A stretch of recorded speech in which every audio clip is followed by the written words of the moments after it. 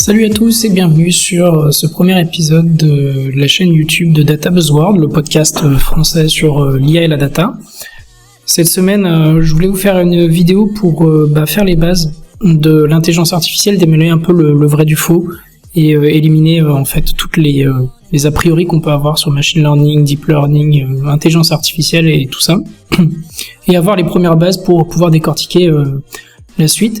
Il y aura toute une série de vidéos qui va venir par après, qui sera plutôt les parties les mains dans le cambouis, hands-on comme on dit en anglais, où vous apprendrez à vous-même exploiter les outils d'intelligence artificielle dans un contexte, on va dire, métier, dans un contexte d'application industrielle et non pas que des contextes de recherche, parce qu'il y a beaucoup d'a priori là-dessus sur les maths, le background nécessaire et les applications, la complexité ou pas. Donc on va travailler un peu tout ça. Ce que je vous propose dans cette première vidéo de faire le tour un petit peu de tout ce qui est IA, machine learning, les définitions. On y va. Ok, donc la première chose qu'on va faire, c'est qu'on va définir le champ de l'intelligence artificielle comme une grosse bulle dans laquelle il va y avoir plusieurs autres petites bulles. Et donc cette première bulle, c'est la bulle du domaine de l'intelligence artificielle. À l'intérieur, en fait, en gros, on va avoir un domaine qui historiquement est arrivé à peu près dans les années 60. Dans les années 60, il y a eu ce qu'on appelle les systèmes experts. Donc on va dire les systèmes experts. Le but des systèmes experts, c'était de reproduire ce qui se passe dans la tête d'un être humain, dans le cerveau d'un expert humain. Ce sont souvent des systèmes d'aide à décision, ce qu'on appelle des SIAD, systèmes intelligents d'aide à la décision. Et puis plus tard, on a commencé à mettre un petit peu en mathématiques. Alors c'est un champ qui est issu des statistiques, à mettre un peu en mathématiques, rendre un petit peu plus systématique la manière dont on traitait ces sujets-là de façon plus générale, avec le machine learning, le ML comme on dit, ou l'intelligence dans l'intelligence artificielle, l'apprentissage automatique, on appelle ça aussi, avec des algorithmes qui peuvent représenter un peu la même chose que les systèmes experts, mais qui peuvent représenter en fait de façon mathématique des branches de décision de façon statistique.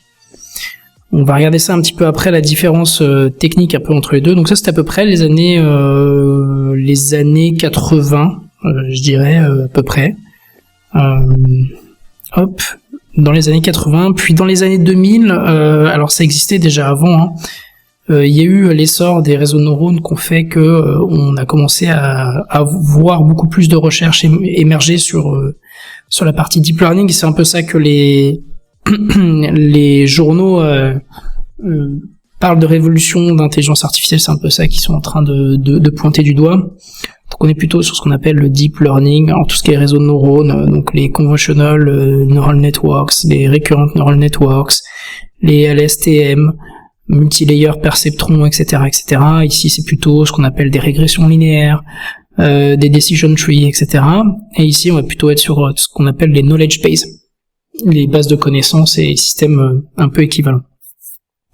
Donc voilà, on a fait un peu le tour. Déjà on a eu trois grandes catégories, trois grandes familles d'outils, on va dire, ou de domaines d'intelligence artificielle, avec les dates respectives dans lesquelles on va dire c'est apparu, on va dire ça globalement avec les différentes vagues. Et puis on va dire que là on va regarder un petit peu les différences majeures conceptuellement entre ces différents systèmes, parce qu'il y a quand même des grosses différences, en particulier entre les systèmes experts, le machine learning et le deep learning, mais surtout entre les systèmes experts et les deux autres catégories. Donc un système expert, là, comme je viens de l'écrire, il est globalement relativement simple. C'est une boîte, comme dans tous les 6 programmes informatiques que vous avez déjà écrits. Ça ressemble beaucoup à vos programmes informatiques. En réalité, il y a quoi ? Il y a de la donnée à l'intérieur qui rentre. On a une donnée qui rentre. Et puis, on va écrire un programme. Ça, entre guillemets, vous l'avez déjà tous fait. C'est des systèmes avec des conditions qui peuvent s'imbriquer. Ça ressemble beaucoup à la logique booléenne avec XOR, NOR, NAND, AND, OR, etc., etc., etc. Je vais pas toutes les lister. Vous faites énormément de systèmes logiques où vous allez les croiser, etc. Vous allez donc écrire un programme qui est issu de l'intelligence d'un expert que vous avez essayé de reproduire. Vous allez avoir de la donnée qui va rentrer en fait pour se faire analyser. Vous allez en ressortir ce qu'on appelle un résultat, un output. Donc ça c'est un petit ordinateur qui a fait le calcul. Hop, voilà, magnifique. C'est plus un Minitel qu'un ordinateur, mais c'est pas grave. On est dans les années 60-80, donc on n'est pas dépaysé. Maintenant, input data, input programme, output, donc une sortie qui est une décision. Attention, le machine learning arrive. Et le machine learning, lui, change drastiquement la manière dont on aborde ces concepts-là. Pourquoi on parle d'apprentissage machine? C'est parce que c'est pas vous qui écrivez le programme. C'est la machine qui va écrire le programme pour vous. Ça va être très simple.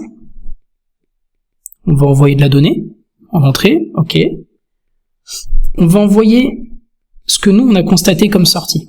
Ok, typiquement, je vais prendre un cas de cyber ou un cas bancaire de l'antifraude par exemple. Typiquement, qu'est-ce que je vais voir? Je vais voir un certain nombre de critères d'une personne qui cherche à entrer sur mon site de e-commerce, qui cherche à faire un achat bancaire avec une carte de crédit, etc. Et il y a un certain nombre de critères, le pays d'origine de la connexion, le pays d'enregistrement de la carte bancaire, le pays d'enregistrement du compte, l'extension d'email, je sais pas moi, la durée entre deux transactions, la durée et les deux pays des deux dernières transactions. Vous pouvez pas faire une transaction bancaire à 10 000 km d'écart en moins de, je sais pas moi, 8 heures par exemple. Donc voilà, vous avez plein de critères qui peuvent rentrer. Ça, c'est les données. Et derrière, ce que vous allez voir, c'est est-ce que la transaction, elle était frauduleuse ou elle était pas frauduleuse. Voilà, donc vous allez avoir ce qu'on appelle un label ou le output, comme on appelle là. On appelle aussi ça, quand il rentre en données, on appelle ça un label, quand il rentre avec les données. Là, on va un peu guider l'ordinateur, on va dire le système, je vais l'appeler comme ça, parce qu'il faut pas que je dise le programme, parce que c'est pas vraiment un programme. On va aider l'ordinateur à faire ces calculs-là, et lui va nous ressortir une forme de programme. Je dis ça un programme entre guillemets, en machine learning, en IA, etc. On appelle ça un modèle. Mais en gros, c'est en quelque sorte une formule magique, on va dire un binaire, qui va nous permettre en fait de reproduire, en tout cas de s'approcher le plus possible de cette réflexion. Ma donnée était XY et ma sortie était Z. Et j'ai trouvé une formule mathématique, un programme, un modèle, enfin c'est l'ordinateur qui l'a trouvé pour moi, pour s'approcher le plus possible de ça, de ces prédictions-là. Alors, dans le champ du machine learning, il y a, comme j'expliquais, le deep learning, et je vous ai dit qu'il y avait vraiment deux catégories. Vous avez vraiment les systèmes experts qui sont une chose à part, et vous avez le machine learning et le deep learning qui sont une deuxième chose. On peut dire que le deep learning, ça fait partie du champ du machine learning, à ceci qu'il y a une petite subtilité, et qui est pas des moindres, parce que c'est ça qui fait une grosse partie de la facilité de travail avec le deep learning. C'est que entre le machine learning et le deep learning, en machine learning, on va faire ce qu'on appelle de la feature extraction. Donc la feature extraction, qu'est-ce que ça veut dire? Ça veut dire que quand j'ai plein de données, j'ai plein de colonnes, j'ai plein de pixels à analyser, il va falloir que je fasse une analyse des features, donc des colonnes, des propriétés qui sont les plus représentatives, et les extraire pour les rentrer dans mon système d'apprentissage, pour que lui ait une forme de guide, en tout cas ne se prenne pas les pieds dans le tapis, parce qu'il y a trop de variables à analyser et que ça devienne en fait imbitable. Donc on va faire un travail de feature extraction, ça c'est en machine learning. Et ensuite va se passer, par exemple, la résolution du problème. Ça peut être une classification, ça peut être une régression, ça peut être plein de types de problèmes. On abordera les types de problèmes qui vont y avoir, mais vous avez globalement une partie qui va, on va appeler ça de la data préparation, pour faire ça simple. Ça gère pas la qualité, on va pas travailler sur la qualité de la donnée, mais on va plutôt travailler sur l'intelligence de la donnée.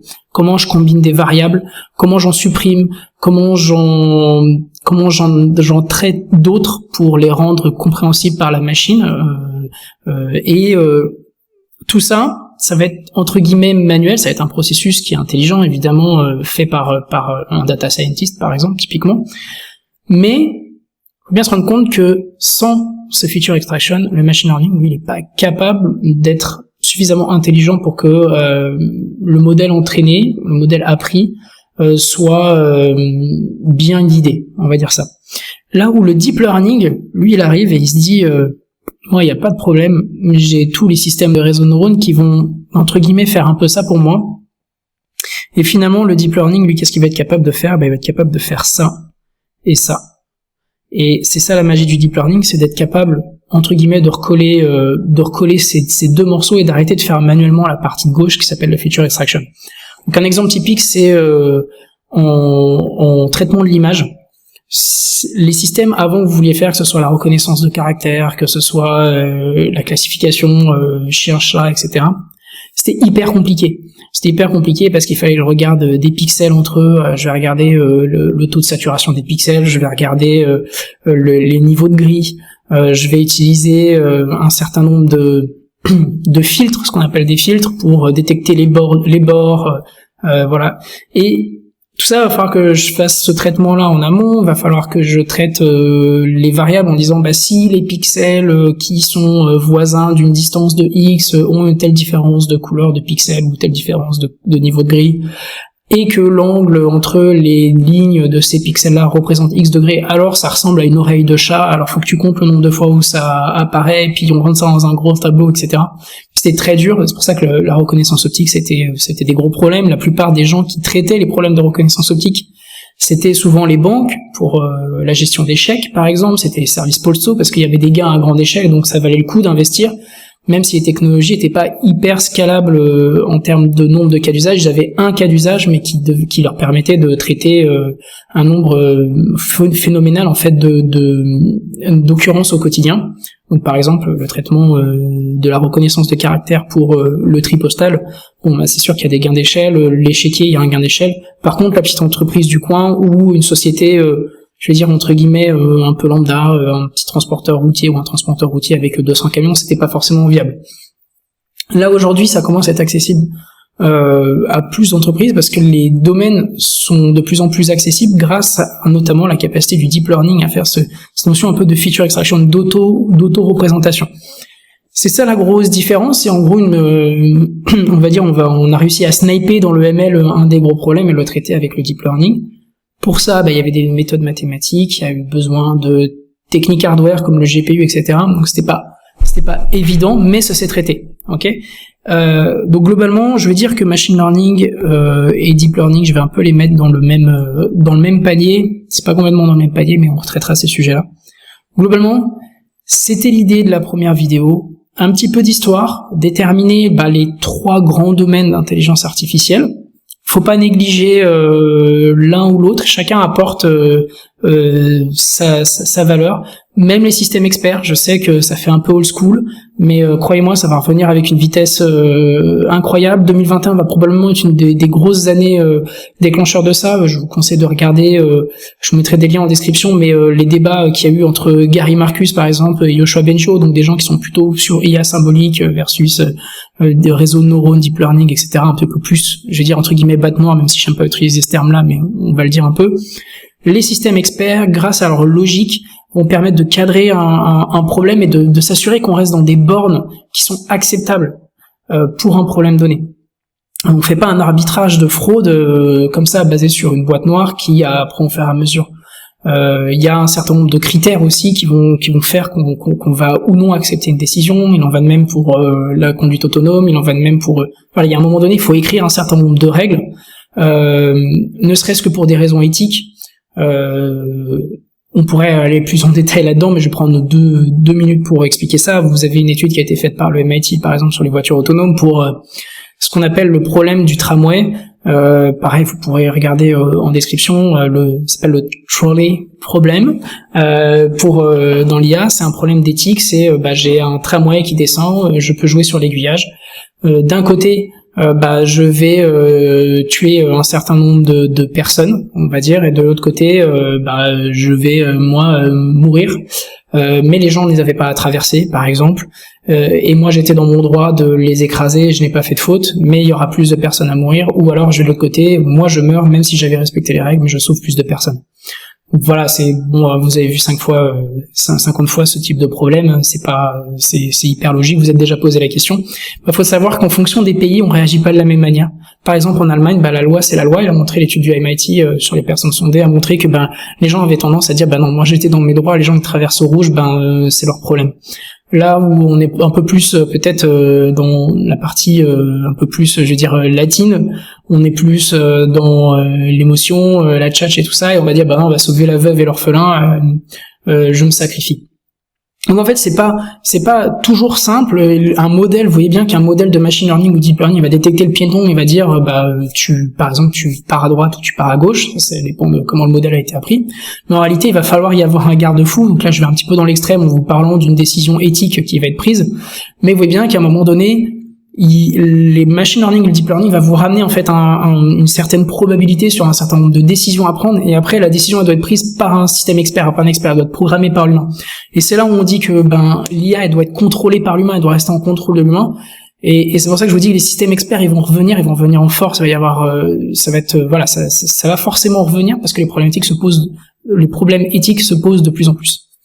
Donc c'est tout pour cette première vidéo. La prochaine vidéo qu'on va faire, on va rentrer un peu plus dans le sujet de peut-être la partie machine learning et deep learning qui intéresse beaucoup de monde. On va la démystifier. Vous allez vous rendre compte qu'en fait c'est simple. Il n'y a rien de compliqué là-dedans. Alors je ne dis pas que c'est très simple les concepts derrière. Aucun problème, c'est comme beaucoup d'avancées scientifiques, comme l'aviation par exemple. Les méthodes physiques pour faire et mathématiques et mécaniques pour faire voler un avion, elles sont juste hyper complexes, mais ça vous empêche pas d'être pilote d'avion relativement simplement avec un petit peu d'entraînement. C'est le même concept sur l'IA. Il y a beaucoup de monde qui a fait de recherche, beaucoup de monde qui a dit voilà comment on fait voler un avion. Il y a beaucoup de monde qui dit que c'est très compliqué de faire un avion, mais en fait on vous demande pas de faire un avion, on vous demande de le faire voler. Et parfois il suffit juste de prendre le manuel, de prendre les commandes, de prendre un petit simulateur et vous êtes prêt quasiment à faire voler un avion. Donc c'est ça mon point. C'est pas compliqué, on va voir en quoi c'est pas compliqué. Je vous dis pas que vous serez des experts de l'IA en termes de recherche, mais dans le fond, est-ce que c'est ça qui est vraiment important? Nous, ce qui nous intéresse, c'est d'appliquer ça sur des cas industriels, des cas concrets au quotidien. Et vous allez voir que de toute façon, même les experts sont des experts sur un domaine, et il vaut mieux savoir utiliser toute une trousse à outils, non pas l'expert du tournevis, mais connaître le tournevis, la perceuse, la visseuse, et tous ces outils-là, et les avoir dans votre panier, être capable de les appliquer au quotidien, qu'être l'expert mondial du tournevis, mais qui au final a, en général, un champ d'application relativement limité dans une entreprise. Donc voilà. Merci pour être là. Laissez vos commentaires. J'attends vos commentaires, les vidéos que vous aimeriez voir.